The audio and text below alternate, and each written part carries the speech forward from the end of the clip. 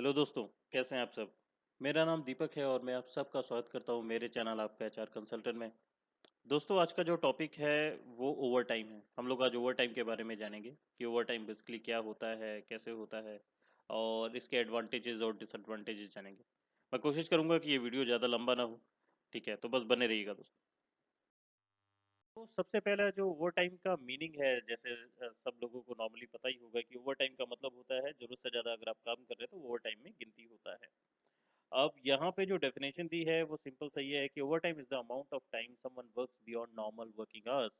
तो over time वो time होता है, वो अमाउंट ऑफ टाइम होता है जिसमें जो पर्सन है वो नॉर्मल वर्किंग आवर्स से ज़्यादा काम करता है। तो जितना भी आप नॉर्मल वर्किंग आवर्स से ज़्यादा काम करते हैं उसको हम ओवर टाइम में कंसिडर करते हैं। अब दीज आर डिटरमाइंड और मेंशन, ये जो है ओवर टाइम ये मेंशन किया गया है, अलग अलग बहुत प्रकार के जो एक्ट्स हैं हमारे यहाँ उसमें मेंशन किया गया है for the functioning in the organisation. Organisation में अगर फंक्शन करना है तो ओवर टाइम भी होता है, तो उसका एक पर्टिकुलर रूल होता है। तो उस रूल को जो है एक्ट्स के द्वारा जो है लागू किया जाता है, तो उन एक्ट्स में मेंशन किया गया है। तो जो हमारे यहाँ नेशन वाइड जो चलता है फैक्ट्रीज में वो है मिनिमम वेजेस एक्ट। तो मैं मिनिमम वेजेस एक्ट में जो मेंशन किया गया है मैं उसको आप लोगों को बताऊंगा कि क्या मेंशन किया है। अब मिनिमम वेज एक्ट 1948 के हिसाब से क्या बताया गया है ये हम देखेंगे। तो उसमें सेक्शन 14 में ये मेंशन है ओवर टाइम। इसके हिसाब से बोला गया है, act mention that any worker whose minimum rate of wages are fixed. कोई भी वर्कर जिसका मिनिमम वेज वेज का मतलब पे होता है, ठीक है, तो वो उसका जो फिक्स है with the wage period of time such as by hours by day और बाय एनी सच पीरियड, और if a worker works more than that the number of hours is considered to be an overtime. तो यहाँ simple सा बताया गया है कि जो भी वर्कर जो वहाँ काम कर रहा है जिसका एक वेजेस फिक्स है, जो कि सैलरी फिक्स्ड है, ठीक है, डिपेंडिंग ऑन कि वो कितना समय काम करता है, कितने घंटे काम करता है, कितने दिन काम करता है, ठीक है। और उस वो जो फिक्स्ड अमाउंट ऑफ वेजेस है ना, अगर उससे ज़्यादा वो काम करता है, the worker works more than that number of hours, that is considered to be an overtime.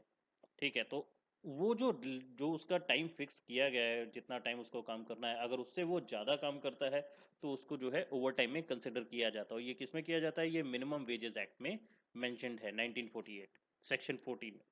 ठीक है। अब in case if the number of hours constituting a normal working day exceeds the given limit, अगर किसी दिन जो है जो उसका नॉर्मल वर्किंग आवर्स है वो उससे ज़्यादा हो जाता है, then the employer will have to pay him for every hour. ठीक है, अगर किसी दिन उससे ज़्यादा काम करवा लिया जाता है, ये वो या वो ज़्यादा अपना जो उसका टाइम है, जो उसका काम करने का समय उससे ज़्यादा वो काम कर लेता है, तो जो एम्प्लॉयर है उसकी ड्यूटी बन जाती है कि उसको पे करना है फॉर एवरी आवर, हर घंटे के हिसाब से उसको पे किया जाएगा, और for the part of an hour for which he has worked in excess of the over time rate. तो उसको जो पैसा दिया जाएगा ना, जो आपको ओवर टाइम मिलेगा वो ओवर टाइम रेट के हिसाब से मिलेगा। यहाँ पे एक चीज़ जरूर आप ध्यान रखिएगा, अगर किसी भी कंपनी में या किसी भी फैक्ट्री में आपके पास क्लॉज है, जब आप ऑफर लेटर लेते हैं या अपॉइंटमेंट लेटर लेते हैं, वहाँ पे अगर ओवर टाइम का क्लॉज है कि आपको कभी कभार ओवर टाइम किया दिया जा सकता है या आपको करना पड़ेगा ओवर टाइम, तो वहाँ पे आपको जो पैसा मिलेगा ना वो ओवर टाइम के हिसाब से मिलेगा। ओवर टाइम का अलग रेट चलता है। तो जिस भी कंपनी में होगा, जिस भी फैक्ट्री में आप काम कर रहे हैं, अगर वहाँ पे ओवर टाइम होता है तो ज़रूर अपने एचआर से बात करें कि अगर ओवर टाइम मैं करता हूँ तो मेरे को किस बेसिस के हिसाब से जो ओवर टाइम का पैसा कैलकुलेट होके मिलेगा, हर घंटे के हिसाब से कितना मेरा ओवर टाइम बनता है, ये उनसे ज़रूर बात कर लीजिएगा। ठीक है, तो ये होता है दोस्तों ओवर टाइम। होप आप लोगों को क्लियर होगा।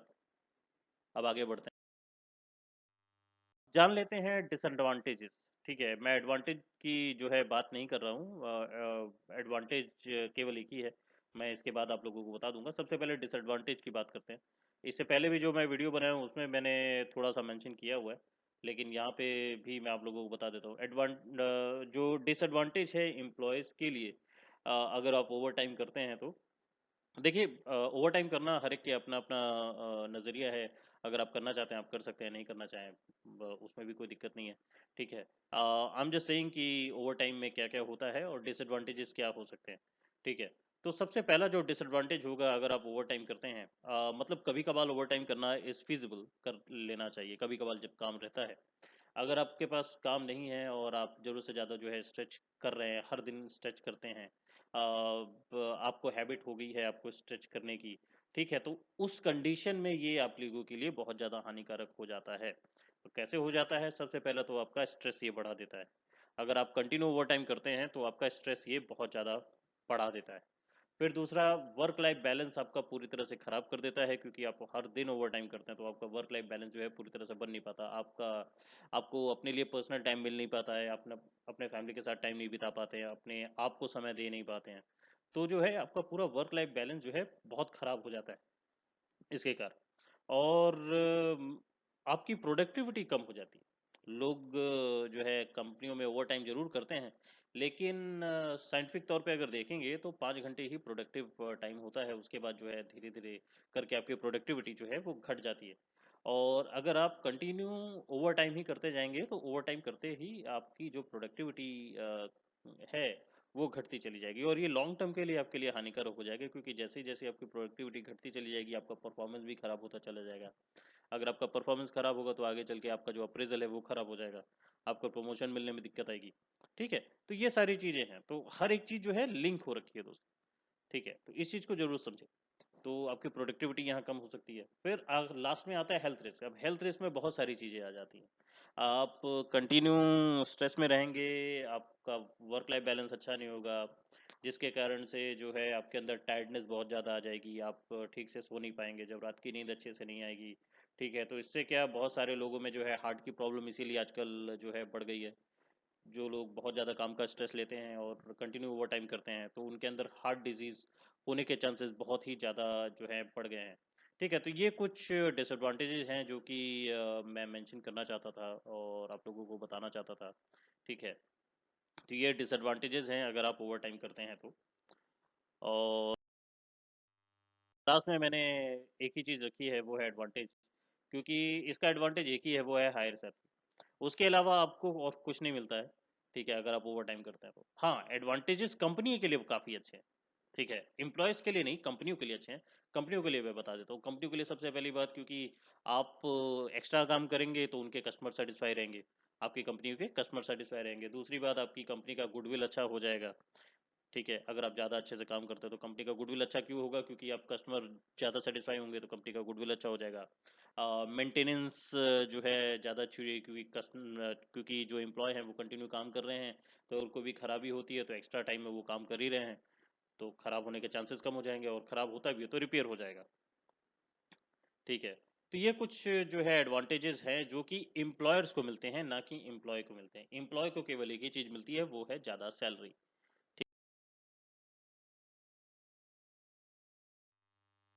इतना ही था दोस्तों। आशा करता हूँ आप लोगों को आज का वीडियो पसंद आया हो। अगर पसंद आया है तो लाइक ज़रूर कीजिएगा और ज़्यादा से ज़्यादा अपने दोस्तों के साथ शेयर कीजिएगा।